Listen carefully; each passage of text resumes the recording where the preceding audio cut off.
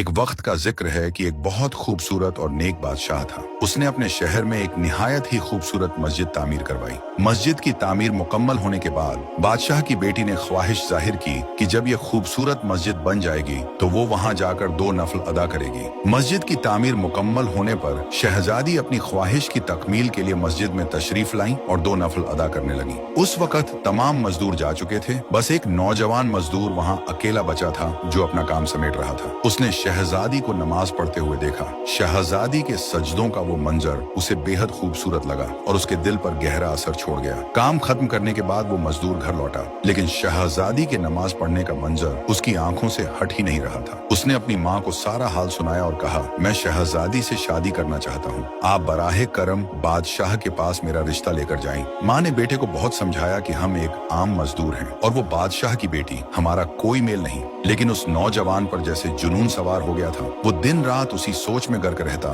نہ کھانا کھاتا نہ کام کرتا۔ اس کی حالت دن بدن بگڑتی چلی گئی، یہاں تک کہ وہ مرنے کے قریب ہو گیا۔ بیٹے کی یہ حالت دیکھ کر ماں بہت پریشان ہوئی اور مجبوراً بادشاہ کے پاس پہنچی۔ اس نے بادشاہ کو اپنے بیٹے کی ساری کہانی سنائی۔ بادشاہ نے بڑے تحمل سے اس کی بات سنی اور کہا، اگر آپ کا بیٹا 40 راتیں مسجد میں تمام لوگوں کے جانے کے بعد قیام کرے تو میں اس کی شادی اپنی بیٹی سے کر دوں گا۔ بادشاہ نے یہ بھی کہا کہ اس کی نگرانی کی جائے گی اور اگر وہ ایک رات بھی نہ آیا تو یہ رشتہ نہیں ہو پائے گا۔ ماں نے گھر آ کر بیٹے کو بادشاہ کی شرط بتائی۔ وہ نوجوان فوراً تیار ہو گیا۔ ہر رات جب سب نمازی چلے جاتے وہ مسجد میں قیام کے لیے جاتا۔ وہ اللہ کے حضور سجدے کرتا، دعائیں مانگتا اور اس کی عبادت میں کھو جاتا۔ 1 2 3 کرتے کرتے 40 راتیں گزر گئیں، لیکن نوجوان بادشاہ کے پاس نہیں گیا، بلکہ وہ کئی اور راتیں بھی مسجد میں ہی گزارتا رہا۔ جب کافی دن گزر گئے اور وہ نوجوان بادشاہ کے پاس نہیں آیا تو بادشاہ نے اسے اپنے محل میں بلوایا۔ بادشاہ نے اس سے پوچھا، کیا تم نے میری شرط پوری کی؟ نوجوان مزدور نے کہا، جی حضور، میں نے آپ کی شرط پوری کی ہے۔